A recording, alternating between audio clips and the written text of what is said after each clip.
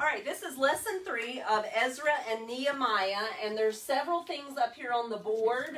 So if you're watching us on video, maybe you can zoom in on these. These are our big ideas, and so those are going to stay on the board, and we're going to continue to add to them the whole time. So that is not anything different. We had all of this up last week. There's been 2 videos in this study already, and I would encourage you to watch those. What's on the board behind me is new. If you have the class handout, then you have this part. This is just a super simple overview of the books of Ezra and Nehemiah. It shows the 3 focuses that are within these books, which is the rebuilding of the temple, the reestablishment of the law, and then the rebuilding of the wall. And it shows the 3 men that God used to lead those efforts, Zerubbabel, Ezra, and Nehemiah. It shows the dates that they were doing that, approximately, and then it shows where in the Bible you find their stories. So this is just a super simple overview. If you had a handout emailed to you, this was not on it, so you could add that yourself. And then what I've put here is a basic timeline. It's super simplified, but I put this up tonight because the part of the story that we're going to get into doesn't fall in the order that it's inserted in the book of the Bible. So it's going to be important that you can kind of see the timeline. And remember that all of these dates are BC, so the higher number is actually earlier. It's farther ago than the lower number when you're looking at BC dates. All right, so let's get started. Last week, let's start with prayer. Lord, I pray that you would just be here with us tonight. I pray that the Holy Spirit would be our teacher. And Lord, I pray that you would clear our minds to anything that might be distracting us so that we're able to focus on your word, Father. I pray that you would open our minds so that we can understand what you have for us. And Father, most of all, I pray that we would open our hearts, that we would see that this book of the Old Testament still speaks to us today. It still tells us about you, God, and how your character is, and how you operate within this world, and how you love your people, and how faithful you are, Father. And I pray that you would just help us to realize that your character does not change. And I pray that we would be able to grow closer to you through this study. In Jesus' name, amen. So last week we made it all the way through chapter 1, and we actually made it through part of chapter 2, but we're going to start at chapter 2 today and hopefully get through chapter 6. So if you would look at your text at chapter 2, I'm going to read parts of it, and I'm going to skip over parts of it. So you just follow along with me, okay? This is Ezra chapter 2. Now these were the people of the province who came up out of the captivity of those exiles whom Nebuchadnezzar, the king of Babylon, had carried captive to Babylonia. They returned to Jerusalem and Judah, each to his own town. They came with them Zerubbabel, Jeshua, Nehemiah, Sarai, Railah, Mordecai, Bilshan, Mizpar, Bigvai, Nahum, and Benai.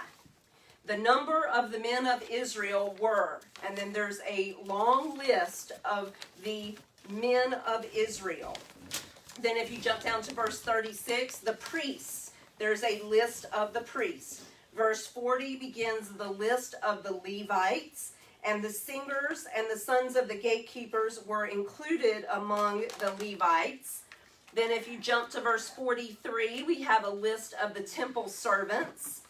Verse 55 begins a list of the sons of Solomon's servants. And then verse 59 begins a list of people who were unable to prove their genealogy. They were unable to prove how they were related to the people of Israel. And then in verse 64, we see that the whole assembly together was 42,360. Then if you skip down, we also have listed their servants and the animals that they had with them. Then skip down to verse 68, says, some of the heads of families, when they came to the house of the Lord that is in Jerusalem, made freewill offerings for the house of God to erect it on its site. According to their ability, they gave to the treasury of the work 61,000 derricks of gold, 5,000 minas of silver. Could you let them in that door, please? It's locked. This door right here. They're just right outside. And 100 priest garments. Now the priests, the Levites, some of the people, the singers, the gatekeepers, and the temple servants lived in their towns, and all the rest of Israel in their towns. So that is chapter 2. And we actually already discussed last week these lists. And we talked about, it was at the end of the lesson last week, we talked about the practical reasons that there might have been for these lists. We also talked about the spiritual reasons for these lists, and those were very, very important. We also talked about how those lists made these people, tied them to their past, and how their past was so integral to their future. So we're not going to look heavily at those lists again this week, because we talked about that last week. But there are a few things that I want to point out of this chapter that we haven't discussed yet. First, I want to hear what y'all picked out of the chapter. Is there anything besides the list that we've already talked about? What are some things that you underlined or that you had questions about in chapter 2? Well, like, this wasn't the first time I did this, but, like, basically, like, in every chapter they gave offerings, and so, like, they must have gave a bunch of offerings, so. Okay, so that was something that jumped out at you or stood out to you? Okay, anybody else?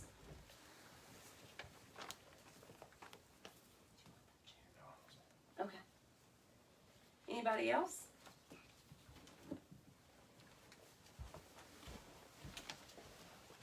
Well, there's a few things that I wanted to draw your attention to. If you look in verse 1, do you see the word exile there? Now, these were the people of the province who came up out of the captivity of those exiles who Nebuchadnezzar, the king of Babylon, had carried captive to Babylonia.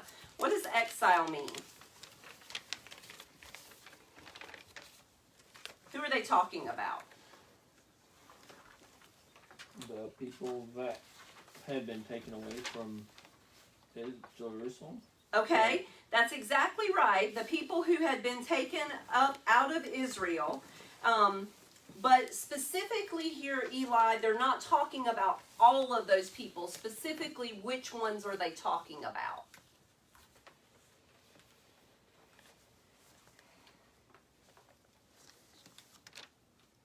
You may have to read the rest, the sentences after that to figure out which ones they're talking about. But specifically, which ones are they talking about?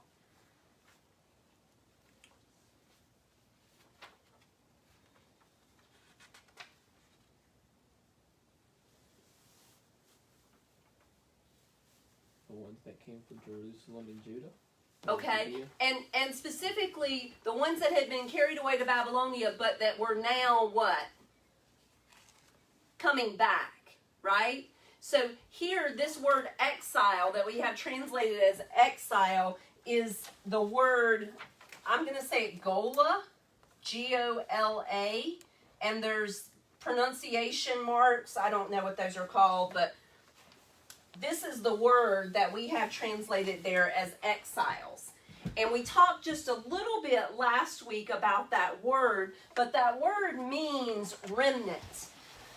And that word was super, super important because in the book of Isaiah, which we find in our Bible after this, but it occurred before this, in the book of Isaiah, chapter 43, verse 14, also in chapter 48, verse 20, and in Exodus 12:35, God's people had been told that there would be a remnant. So when they used this specific word, they were identifying themselves as we are the people who are going to continue being God's people. See, there were some Israelites, there were some Jewish descendants who weren't taken into exile. Remember us talking about that? We said that when the Babylonians came in and conquered, who did they take? The best. The best. They took the young and the healthy and the strong and those who were able to contribute to their society. So there were some that were left there, right? And then when time came for them to go back to Jerusalem, did they all go back? No. Who went back? The ones that went back. Ones that God had stirred. the ones that God stirred their heart. So some of the Jewish people, some of the Israelites decided to stay in Persia and just make their lives there. So these people identified themselves. When we say exiles, we might just say, well, that's all the people who got carried away or all the people who decided to come back. But they thought of themselves as very special, and this word represented to them how special they were.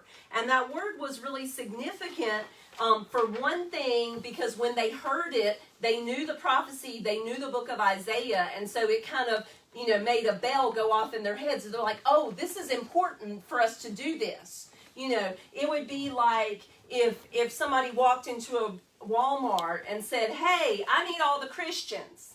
And your ears would kind of perk up, right? Because that's something special about you. When they heard this word, they knew there was something special about the people who responded to this call. Now, sometimes what happens to us, this word kind of became a badge of honor for them. And sometimes what can happen with that if we're not careful?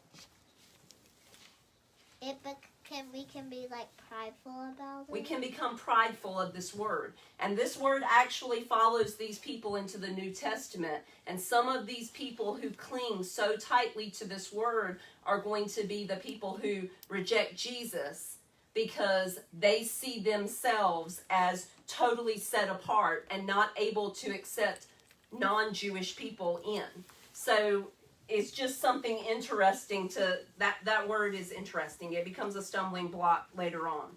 When you look at verse 2, we're not going to look at all of these lists. But when you look at verse 2, this list is really important because this is basically the list of the leaders that came. And we're going to see this list repeated again in Nehemiah 7. There's a lot of overlap between Ezra and Nehemiah. A lot of the lists are copied in both places. And what scholars believe is that there's one name missing from this list, because the list in Nehemiah 7 is basically the same list with some small spelling changes. But there's 12 names in Nehemiah, and there's only 11 names here. Why would 12 names be important? Like the 12 tribes. That's right, the 12 tribes. And if you remember, in lesson 1, it was after we turned the video off, but we had a discussion about how there was actually only 3 tribes really represented in these people that went back to Jerusalem. Do y'all remember which tribes they were? Anybody remember one of them? Benjamin was one of them. The Levites.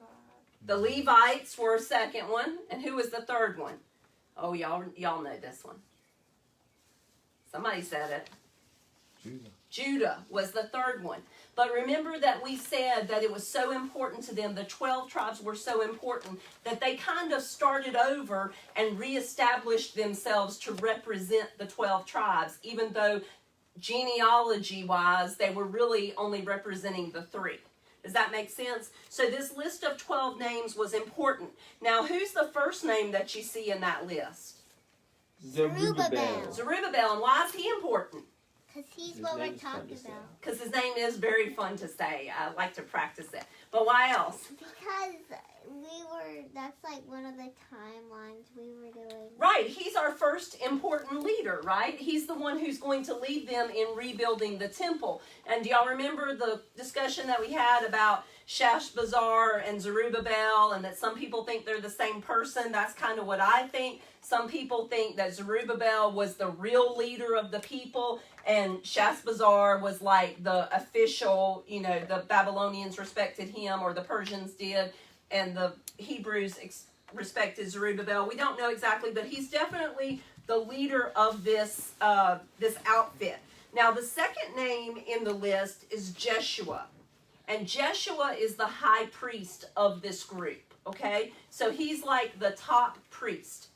And Jeshua is a really important name. It's not an unusual name in the Bible at all, but it's actually Joshua, okay? So the name Jeshua and the name Joshua are pretty much the same name. They're like a variation, like Dave and David, okay? But in Greek, does anybody know what the name Jeshua is? Jesus.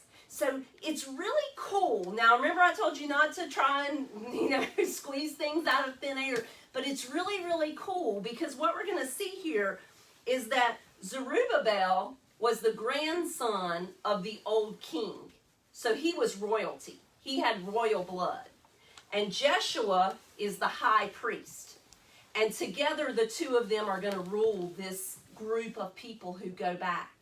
And so it's a really cool thing and a beautiful picture because Jesus was a king, is the king.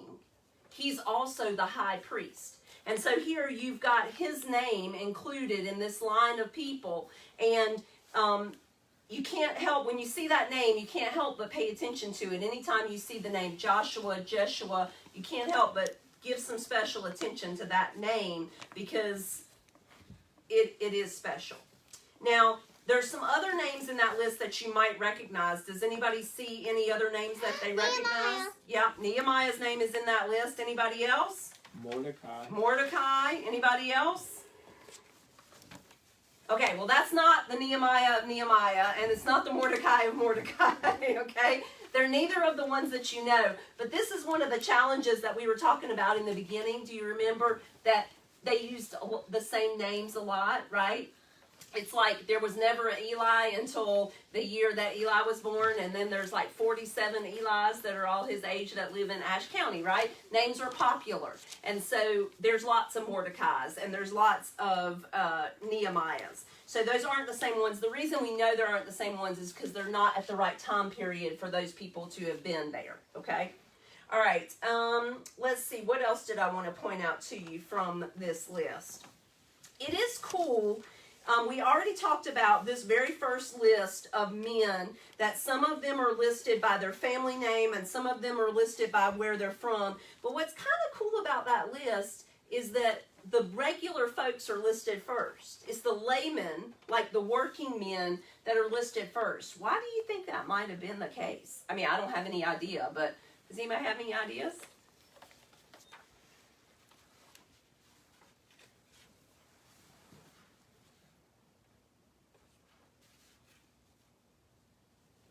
I was thinking maybe it was because they were going to do work.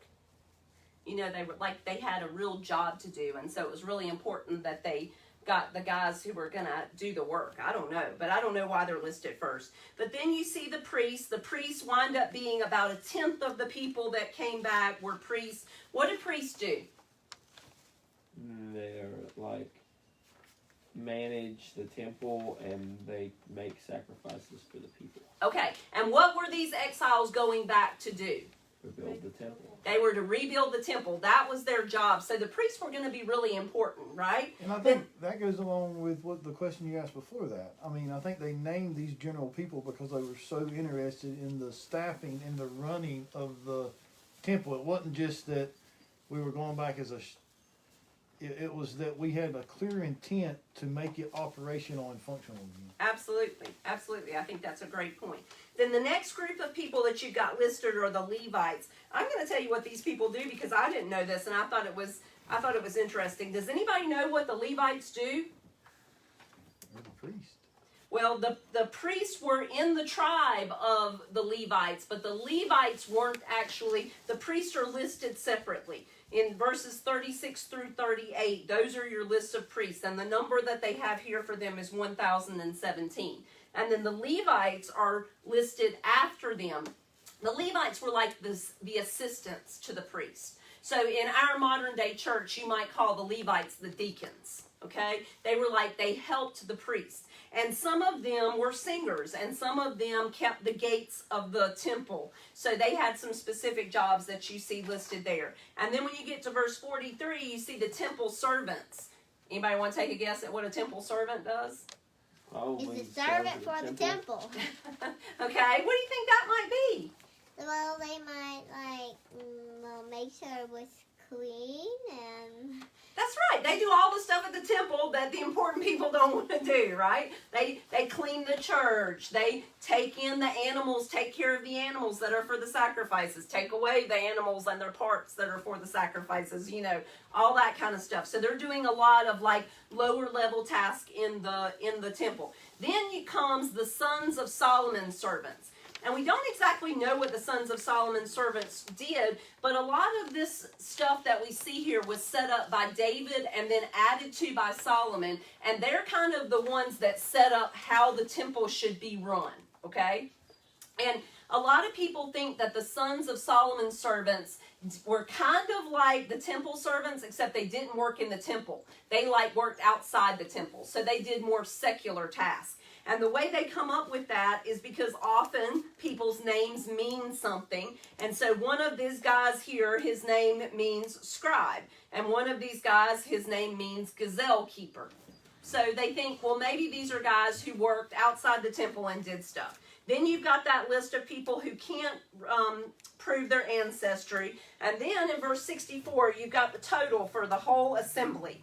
And what did I tell you about that number last time? Anybody remember? I told you if you sat down with a calculator, what would you get? Not that number. See, each one of these groups of people, they told what the total was for them, right? But if you add all those totals together, you don't get 42,360. I didn't even write down. No, I remember, the exact. and you said that we can't completely accurately translate everything, and that numbers are really hard to translate. Right, that's one of the things it talked about in the commentary that I'm reading, is that numbers are one of the things that's most difficult for scribes to accurately copy, especially lots of lists of numbers. But why do you think also that there could have been a discrepancy between what these numbers totaled and then what the total was? Does anybody have another guess? Who might they have not counted in these numbers where they listed the people individually? It might not include children. It might not include women. Now, there's some scholars who said, well, that's probably not true because the total that they added up would be way over half of this number. I should have written down the number that it actually equals. I apologize, I didn't. But then if you think about, well, this is a crew that's going back to build a temple, and they had to leave their home. Maybe more men would have volunteered for that. You know, there may have been women who were tied to young children and couldn't make the journey. There may have been more men needed to do the actual labor. We don't know. It could have included some slaves. It could be transcription errors. We don't know. But the numbers don't add up exactly. Does that mean that we should just throw the book out? No, right. That doesn't mean that at all. Okay, and then the other thing I wanted to draw your attention to is that in verse 69, Kathleen mentioned that people gave offerings in every one of these chapters. There's something about people giving offerings. And what does it say they gave? How did they give? According to their ability. What's that mean? It means they gave what they could afford to give. They gave what they were able to give. I underlined that because I thought that was a pretty cool thing to think about. All right, let's look at chapter 3. What did y'all pick out of chapter 3? What have you got underlined or highlighted or question marks about? I thought it was weird how, I don't know if it was in chapter 3 or chapter 4, but some of the other people that were already living in Jerusalem came up and asked to help build the temple too, but Zerubbabel told them that they couldn't because he didn't want their help. Okay, great. And I thought that was weird. And that's actually going to be in chapter 4, Benjamin, but it is a really interesting part of the story, isn't it? Does anybody have anything else? I was a little confused at the end, like the second paragraph or something. I don't really know where it was.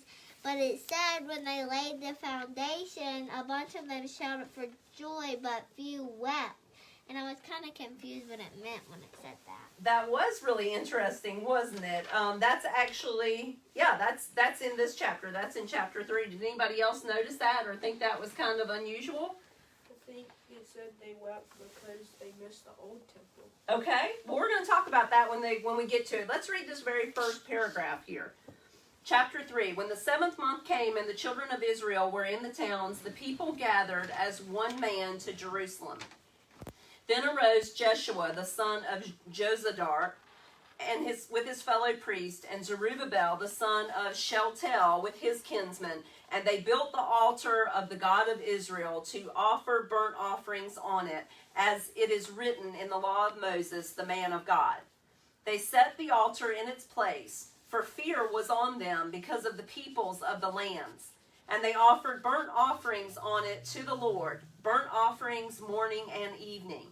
And they kept the Feast of Booths, as it is written, and offered the daily burnt offerings by number, according to the rule, as each day required. And after that, the regular burnt offerings, the offerings at the new moon, and at all the appointed feasts of the Lord, and the offerings of everyone who made a freewill offering to the Lord. From the first day of the 7th month, they began to offer burnt offerings to the Lord.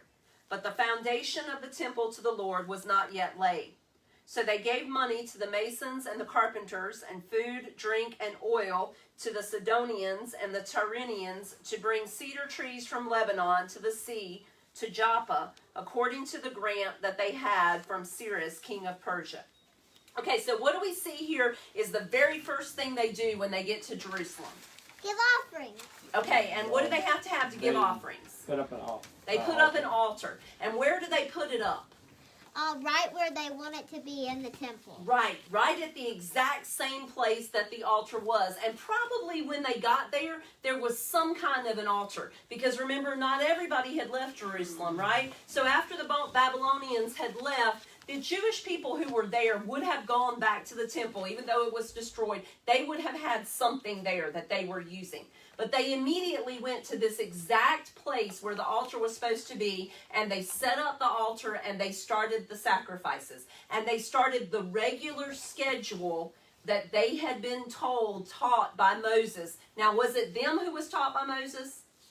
No, right? It was like their great-grandparents, right? But that had been passed down to them. A lot of these people probably had never been to Jerusalem before, right? Because there was 70 years between them getting taken to Babylonia and then the temple actually being finished in 516. So the very first Israelites that were taken to Babylonia to 516, there was 70 years. A lot of these people were probably y'all's age. And they were born in Babylonia. They'd never even been to Jerusalem. They'd never maybe even seen an altar, right? But this was really important to them. And so that's important because up here, we said that the people of God are called to worship, right?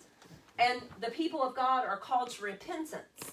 And so they felt it was important. That was the first order of business because it was really important for their relationship with God. Why else was it important? Because they had to be the center of the temple, maybe? Okay. It was definitely the center of temple life. Why were they sent here? To rebuild the temple. Why? So they could pray for the Babylonian king. That's right. Because King Cyrus had sent them with a very specific mission. And that specific mission was, I want you to go back to Jerusalem. I want you to set up whatever system your people think is right. And I want you to start praying for me. And so they had an obligation, right, to this king that they had been given permission to come from to begin prayers and begin offering up prayers for him. So that was the king's business. In the book of Exodus, chapter 19, verse 6, if you want to read these later, and then again in the New Testament in 1 Peter, chapter 2, verse 5, it says that we, talking about God's people. Now, when we say God's people in the Old Testament, who are we talking about? Israelites. When we say God's people in the New Testament, who are we talking about? Christians, right? Anybody who's accepted Christ. We are called to be a holy priesthood to offer spiritual sacrifices acceptable to God. That's the call of God's people, both in the Old Testament and the New Testament. We don't offer sacrifices in the form of animals, do we? We offer spiritual sacrifices. But we're supposed to offer sacrifices acceptable to God. So it was important. That was who they were. They were a holy priesthood. It's also cool here. Actually, we haven't gotten to it yet. Anybody have anything else on that What do y'all think about, what does that last sentence in that paragraph we read mean? According to the grant that they had from Cyrus, king of Persia.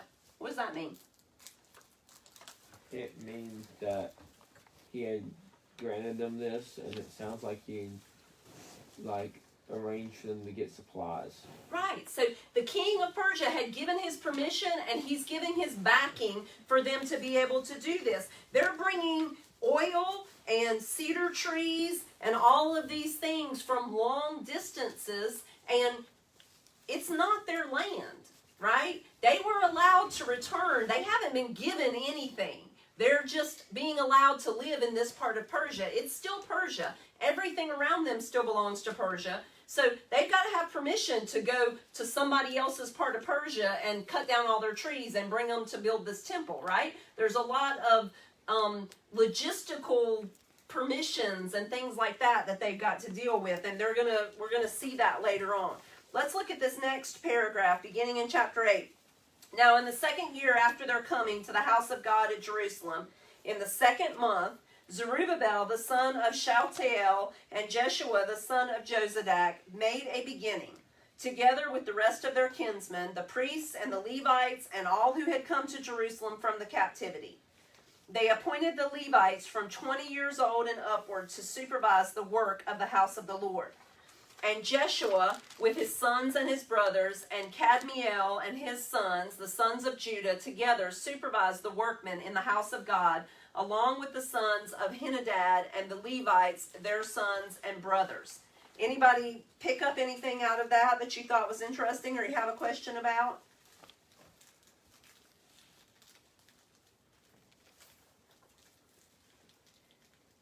The one thing that I thought was really cool about that is that in verse 8, it says that they began the temple in which month? In The 2nd month. Guess what else was started in the 2nd month? Solomon's temple was started in the 2nd month. Isn't that cool? I don't know what year Solomon's temple was built in. Jason, you could probably look that up for us. What year the Solomon's temple? Solomon's temple was built, yeah. But so it was so important to them. I mean, does that show you the level that these people care about what they're doing? That they're going to start it on the exact same day that the first one was started on? And does anybody know what they do in the first month? What the first month of the Jewish calendar is? It's the biggest celebration of the year. What is that biggest celebration of the year in the Jewish calendar? Passover. The Passover. The first month is the Passover, and then the 2nd month they started the temple. That's pretty cool. My second guess was going to be turkey season. Yeah, well, I don't know about that. All right, let's finish out this chapter. Verse 10 says, "And when the builders laid the foundation of the temple of the Lord, the priests in their vestments came forward with trumpets, and the Levites, the sons of Asaph, with cymbals, to praise the Lord according to the directions of David, king of Israel. And they sang responsively, praising and giving thanks to the Lord, for he is good, for his steadfast love endures forever toward Israel. And all the people shouted with a great shout when they praised the Lord, because the foundation of the house of the Lord was laid. But when the priests and Levites and heads of fathers' houses, old men who had seen the first house, wept with a loud voice when they saw the foundation of this house being laid, though many shouted aloud for joy, so that the people could not distinguish the sound of the joyful shout from the sound of the people's weeping. For the people shouted with a great shout, and the sound was heard far away." So this is a pretty cool scene. The builders, the temple isn't built. We're right up here. We're in 538. The temple's not built, but they laid the foundation. And that was such a big deal that everybody comes with all the musical instruments, right? And they start making all of this noise, and they're singing responsively, right? So there's a song leader, and the song leader sings something, and then all the people sing it back to them. You've probably been in a church service where they did this. And I underlined what they sang, because I almost think that could be the whole message of this book. For he is good, for his steadfast love endures forever toward Israel. And then we have this scene that Kathleen said she underlined that was so unusual. All these people are going crazy with happiness, but then there's all these people who are also crying, right? All these old people who are crying. Why do you think they might have been crying? We don't know. But why do you think they might have been? You don't have to raise your hand. You can just talk. Okay, well, maybe they were sad that, like, it wasn't the old temple. Okay, so that's what some people think, that these were people who had actually seen Solomon's temple, and they were crying because of the loss. Because Solomon's temple was so great and so magnificent, and maybe they didn't think this one ever would be, or maybe it just was like, it brought up the memory. You know how when you're going through your pictures and you see a picture of your grandma who's died and you start crying, it's because you are feeling that loss again, because seeing the new thing brings it up. Why else do you think they might have cried? Out of happiness. They might have been crying out of happiness. Boy, I do that all the time. They might have been crying because they were really old and they were wondering, am I ever going to actually see this happen? Like, we're just laying the foundation today. How many years is it going to take us to actually build this temple, and I'm going to be able to walk into it? I don't know. Those are all really great ideas. Did anybody underline anything else in this chapter? Yes, ma'am. Or bring one up. This wasn't like an underline or anything, but I thought about this and I was wondering, I was thinking like the first month or the 9th month, and I was like, how do I know that, like, because I thought when I started the 2nd month, it was like February, but it could have been like a whole different time, because I think in some part of this, I heard, and it was like the 2nd month, and they said it was the summer. That's right. And I couldn't figure it. I was like, what? That doesn't make sense. So that's kind of confusing. That's right. So where is our calendar from? Rome. We follow a Roman calendar. The Romans they're not even alive anymore. Well, yeah, you're right. they're not even alive yet. So this is a totally different calendar. You're right, Kathleen. It doesn't even have 12 months. I can't remember how many months it has. I think there's like 7 or 8. But no, there's 9.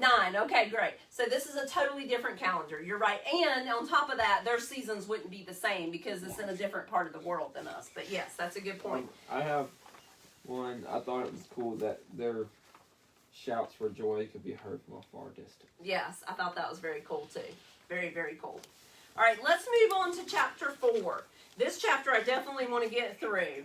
And this one has some interesting stuff in it. Let's look at the first 5 verses. Now, when the adversaries of Judah and Benjamin heard that the returned exiles were building a temple to the Lord, the God of Israel, they approached Zerubbabel and the heads of fathers' houses and said to them, "Let us build with you, for we worship your God as you do.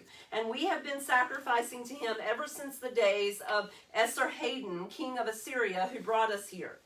But Zerubbabel, Jeshua, and the rest of the heads of the fathers' houses in Israel said to them, "You have nothing to do with us in building a house to our God, but we alone will build to the Lord, the God of Israel, as King Cyrus, the king of Persia, has commanded us."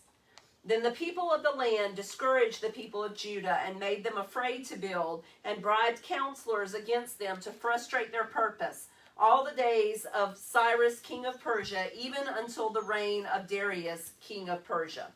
So here's our first drama, right? And Benjamin brought this up. It seems like these guys walk up and are like, "Hey, can we help you?" And they're like, "No, we don't want your help."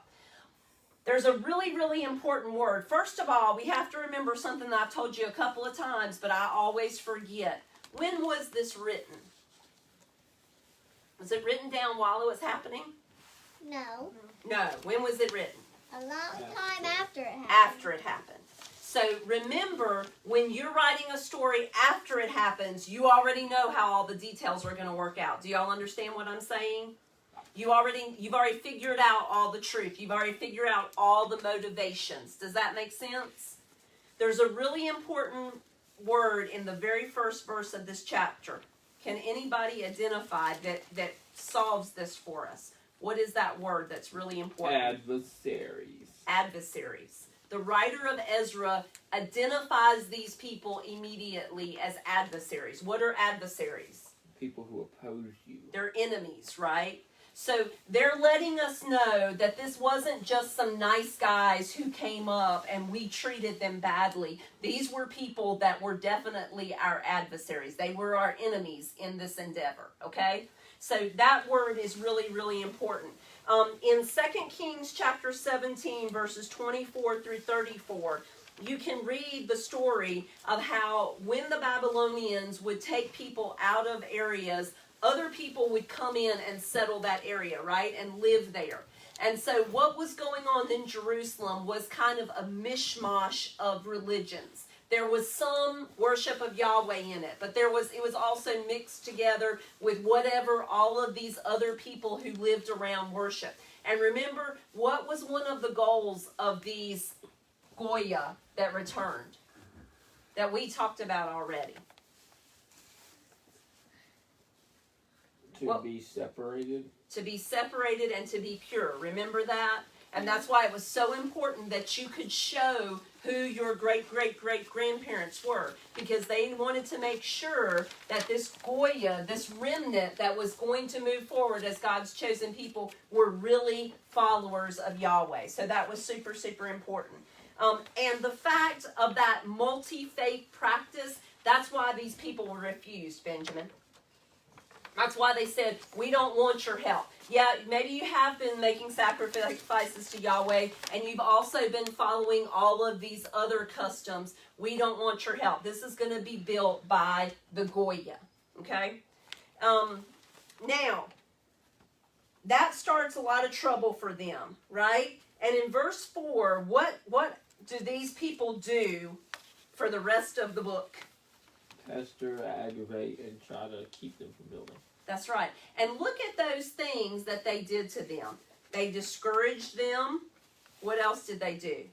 They hired people to try, I guess, I don't know if they hired, it sounds like they hired, lawyers to come and, try to dig them into a hole, basically. Yeah, they hired people to try and frustrate their plans, to mess up everything that they were doing. What else did they do? There's a third one listed there. They made them afraid. Think about, has anybody ever done that to you? Have you ever been trying to do something that you thought was right, that you thought needed to be done, and there's this group of people who's constantly trying to discourage you, that they're constantly trying to maybe make you afraid to stand for what you think you should stand for, or they're bribing other people. Doesn't have to be money, right? They're bribing other people with popularity or with other things to stand against you. Probably we've all been in situations where we feel like that, right? What do you think that means? But the people were adversaries. Okay. What does that mean for us? Does anybody... Oh, that we're going to experience people doing the same thing to us. Sometimes when we're in that situation, I was in that situation recently, and sometimes when we're in that situation, do y'all ever feel like I'm the only person this happens to? Have y'all ever felt like that when you were in that situation? Like nobody else in the world has to endure this kind of stuff? I mean, you might not actually believe that, but don't you think that in your head? Like everything always goes good when Jethro does it, but every time I try and do something, somebody comes up against me, right? So maybe we're seeing here that this isn't such a unique thing to us. That lots of times there are people who try and come against others who are doing what they feel they're called to do. The next verses can cause a lot of confusion. And so what I'm going to do with you is I'm going to explain it to you. It took a really long time for me to understand this from the commentary. And I'm going to present it to you the way it's presented in the commentary. And I'm going to let you know, just like I said in the very first lesson, that not everybody agrees with this is the way these next verses are read. Okay? But what the commentator, and this, I told you, the one I'm using, the one I actually decided to use is supposed to be the second best commentary on Ezra and Nehemiah. The first best commentary was really hard to read. Really, really, really hard to read. But I have it at my house if anybody wants to borrow it. What this commentator suggests that you do is that at the beginning of verse 6, you put a bracket. Okay? To set verse 6 all the way to verse 23 is in brackets. Okay? What do brackets do in a story or in a paragraph? Make two things go together. Set it apart. Set it apart, right? Because what we're going to see here is that this doesn't fit in with the time period that we're in. We're up here at 538 where Cyrus the First sends Zerubbabel. And it's important for us to realize that, sorry, Cyrus. Did y'all catch that? I said Cyrus. My watch thought I said. What's that? What's the thing's name? I can't even remember. Siri. Siri. It's not you, Siri. It's Cyrus. What is the beginning of verse 6? What does it say? The reign of It's- Asherus. What'd you say, Levi? I think it was Jason.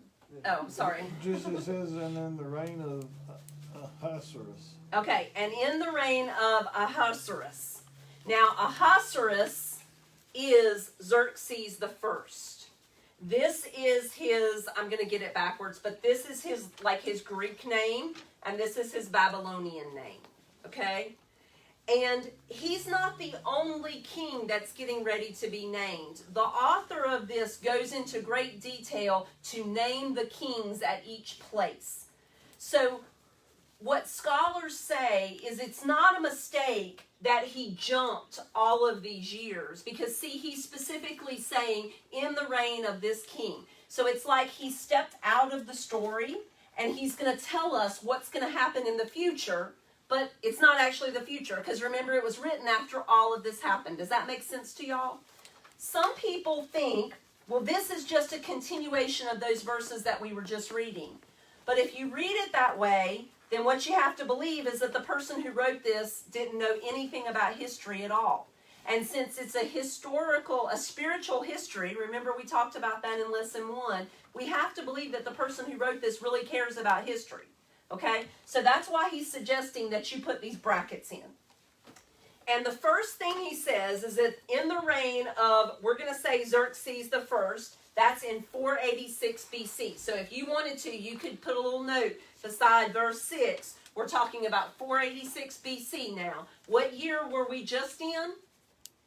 We were just in 538. 538. So in the reign of Xerxes the First, they wrote an accusation against the inhabitants of Judah and Jerusalem. So this is saying a letter was written against these people, and it happened in the reign of Xerxes the First. Okay? Everybody with me so far? All right, let's go to verse 7. Then it says, in the days of Artaxerxes. Now, Artaxerxes is also a king. And Artaxerxes the First reigned in 464. So in the days of Artaxerxes, Bilsham and Mithridath and Tabeel and the rest of their associates wrote to Artaxerxes, king of Persia. The letter was written in Aramaic and translated. Stop there. That's verse 7, okay? So what this commentator suggests is that these people who were trying to ruin what Zerubbabel, Ezra, and Nehemiah were doing, they did it over and over and over. And he's giving you a list of all the times they tried to do it, okay? The first try was in 480, or somewhere during this man's reign, Xerxes the First. Now, Xerxes the First we know a lot about because he's the king who married Esther. Esther isn't in this story. We're not going to talk about her, but that's who Xerxes the First is, okay? Now, the second attempt to stop the building was this letter that we hear in verse 7 to Artaxerxes. So this would have been sometime between the years of like 458 and 445. Because 445 is when Nehemiah is sent to Jerusalem, and Artaxerxes is the man who sends Nehemiah. Yes, sir.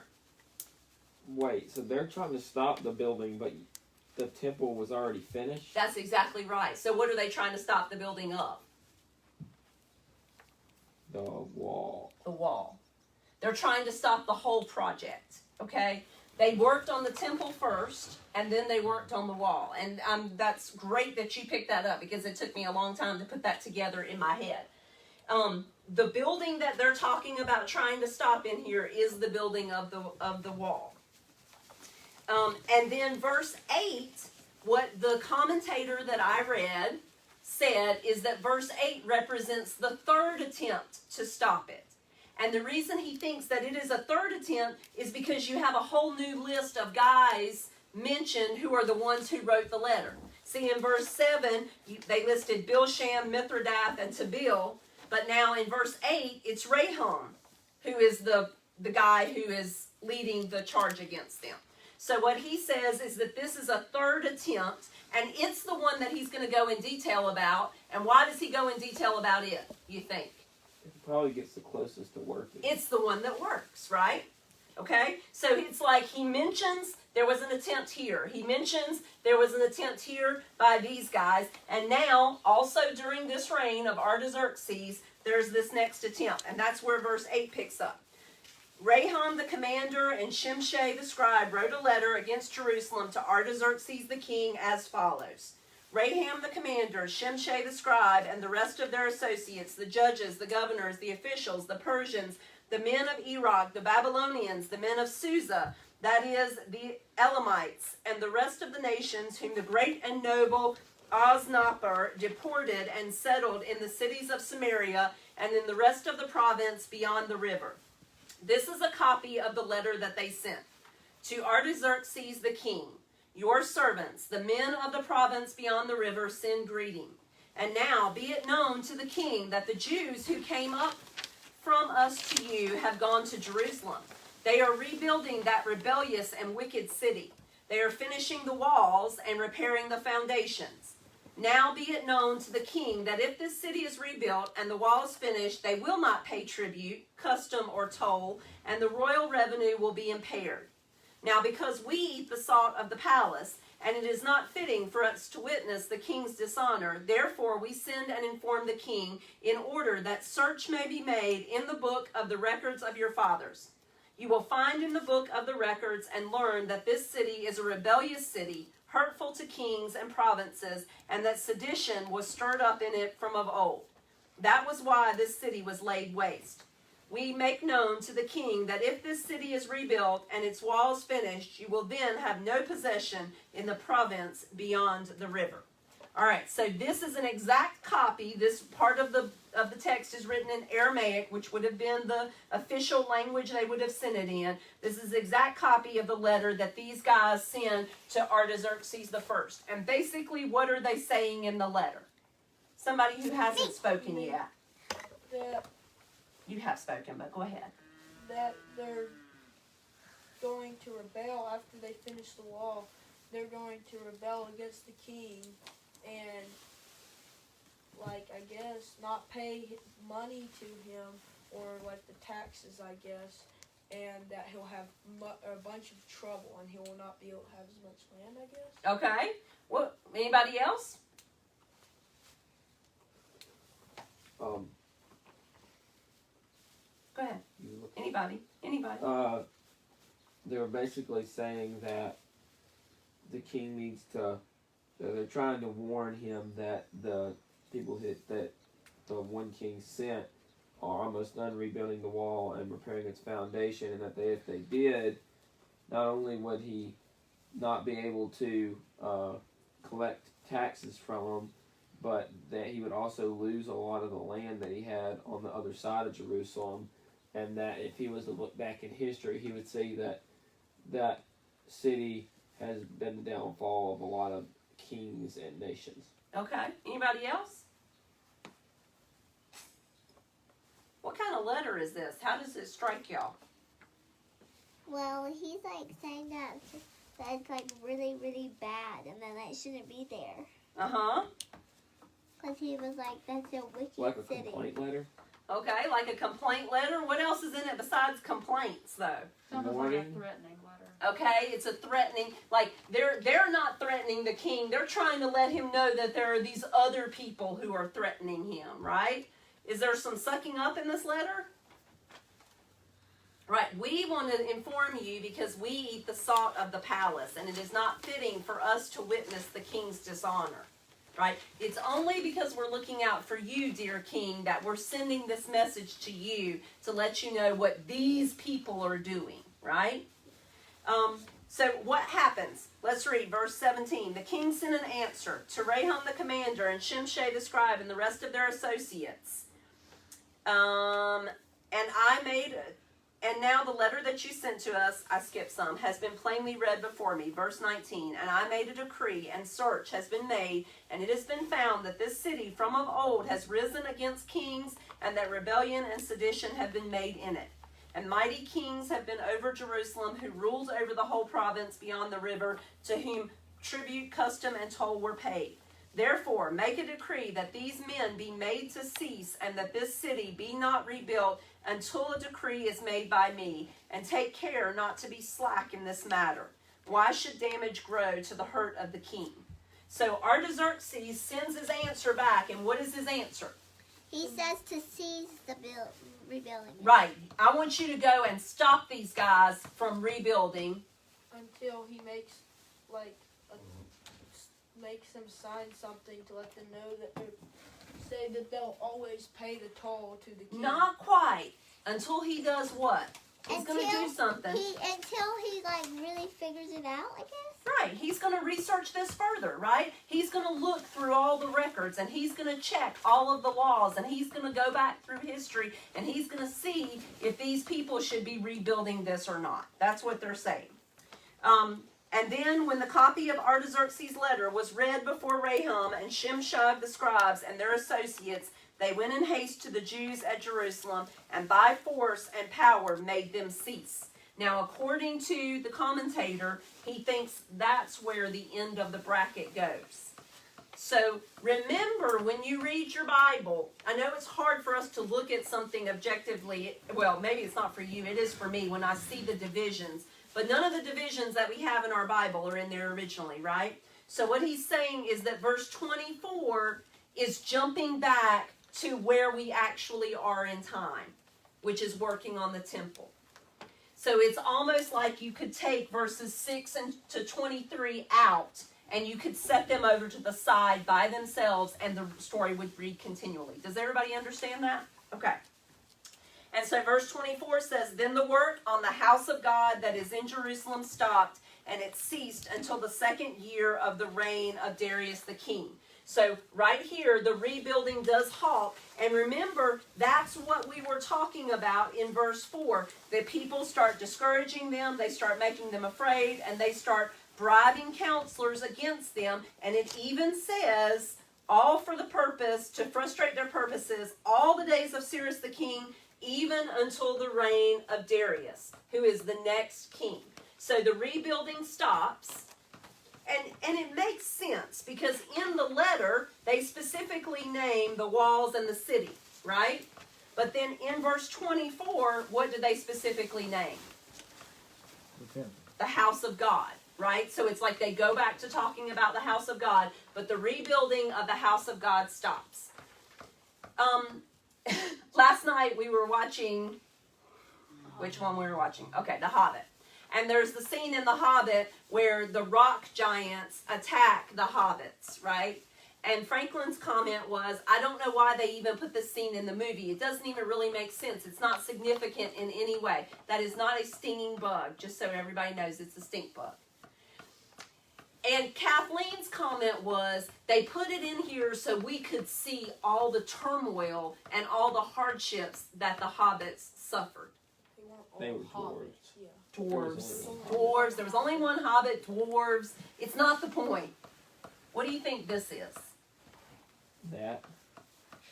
The scenes Ezra is telling this story, right? And he wants us to see the hardships and the challenges and the difficulty that God's people face. And so he starts saying, we were trying to rebuild the temple, and these people came and stopped us. But you think that's something. Let me tell you what they did for all these other years, how they got in our way. Okay? That's how the commentator is reading this. Does that make sense to y'all? That's awesome. Well, then I did a really good job of explaining it, because it took me a very long time for that to make sense to me.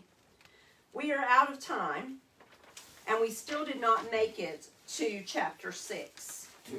Let me look at chapter 4 and just make sure there was nothing, because we did make it through that. So let me make, it's interesting that Artaxerxes the first is the king. Remember, I'm going back to the fast forward, okay? Artaxerxes the first is the one that writes the letter and says, okay, make them stop working on it. And then later on, Artaxerxes the first is the king who sends Nehemiah. What do you think could have happened between that period of time? He did what he said he was going to do. Okay, he researched and he went and did what he said he was going to do. What else might have happened? I know. Okay, so I read ahead, so this is how I know. Sorry to anybody. But King Cyrus, or whatever his name is, said he wrote it in a scroll that they could go and build it. And he went and read that. And then he was like, oh, well, one of the kings said they could do it. And then he sent a letter to them and told them that they could keep rebuilding it. Okay. What else might have had an influence on him? Because I think this is cool. Is this the one that married Esther? It's not the one that married Esther, but who was Esther to this man? His mama. His stepmother. Close enough. Maybe at some point during this time, he got to know his stepmother. And she had an influence on him and made him have compassion on God's people. Like or maybe God just stirred his heart. In Disney It's movies? the total opposite of all the stepmothers in Disney. I feel like Esther was probably not a Disney stepmother. That's how I feel. Let's see if there's anything else in here. Because we're going to officially close chapter 4. I'm sorry that we're not moving faster. Are y'all enjoying this? Are you getting a lot out of it? Girls, don't be afraid. It's a stink bug. It's not going to hurt anybody. It's landed. What do y'all think? Are we moving way too slow and we need to move way faster? I like going this speed. You like going this speed? I think it's a Like pretty good having to speed. read. We're getting in depth, but we're not really like dragging it out, I don't think. Okay. So you have another week for chapters 5 and 6, and maybe we'll get to chapter 7. I don't actually know how much there is, but challenge yourself because you should have already read through chapter 6. If you haven't, then this is your chance to read chapters 5 and 6, and then if you can, go ahead and read chapters 7 and 8 as well, okay? It was year 966 is when Solomon built the temple. Okay, let's write that up here. Reckon that'd be BC? Yes. Is that when it was finished or started? That's when he started, on the second month. So Solomon's temple was in 966. The temple's finished in 516. It started somewhere in here. So we're basically like 450 years after Solomon's temple. That they're trying to reconstruct something that, and it's been destroyed for 70 years. That's pretty cool though. And I think something that's interesting about that, we read all this and we get these dates don't mean nothing really. You know, the United States is 240 years old. And think about that. I mean, and then we're talking about, okay, the temple, Solomon's temple stood for 500 years, or it stood for 400 years. Mm-hmm. And, you know, we think, oh, well, that, you know, this temple is a pile of rock or whatever, but it stood as a temple to God longer than the United States has been in existence. So I think about the clothes they wore in 1776 and what they lived in and what they did compared to what we are now. I mean, I don't know, it just is a perspective for me. Another cool thing to think about is that our house is old. It hadn't been near 500 years and it's already falling apart. So whoever built Solomon's temple did pretty good. Yeah. Well, I thought it was cool how it lasted that long, because if you're looking at it, it only took them like 10 years probably to build the temple. Right, 20 years is the total amount of time, I think it was. It's either 16 or 20, Benjamin, to build the second temple. That's right. That's right. I think it's interesting too, though, in chapter 2 or chapter 3, 1. Just wait. It says that, you know, in the second year they started to rebuild. And I think about it, well, so what did they do for 2 years? I mean, and sometimes we get materials. Well, no, but sometimes we get bogged down because we have a dream or an idea or a plan, and we feel like we're really called to do it, and like we go and we try to get started and we get everything lined up, and then Takes longer If it than. takes more than 5 minutes, we're like, what's going wrong? That's right. I wasn't supposed to do this, or God's not really here, or whatever. But, that is something interesting to think about. It's just like Eli's saying. So they had to have giant timbers to build this temple. And those giant timbers had to be sailed across a sea in order to get there. But when they got there, what did they not have? Nails. That you gotta have to live. Food. Food. And how long does it take to get food when you have to grow it yourself? It's a whole year to have a season, right? To have a planting and a harvest. So, it's just a totally different. They might have different seasons, so they might be able to plant twice. Granted, yes, Okay, they might have the a king longer could've growing sent 'em season some or be able to food. plant multiple times, but still, just the very act of leaving a place where you've lived your whole life and going to somewhere else that you've never lived, that you don't have a house or any place to get into, and there is no Walmart. Really? That's a big step, right? That's a big step of faith to do that. Anybody else? Well, this was kind of, but I saw of a major theme. Okay. After this, it was like trust and how that they trusted God like that whole time, and I thought that was like a major theme of Ezra. Awesome. Well, let's add that to our list. Also put perseverance through persecution. Okay, as a major theme? Okay. That's your major theme, adversaries. No, persecution, not perseverance through adversaries instead of persecution. But no, that's fine. How about just perseverance? Yes, perseverance. Because I'm sure there was some perseverance through physical situations too, like we were just talking about, as well as the adversaries. Anybody else have anything you want to add or talk about before we stop? Awesome. I love the discussion. Thank y'all very much. Kathleen's going to turn off the video.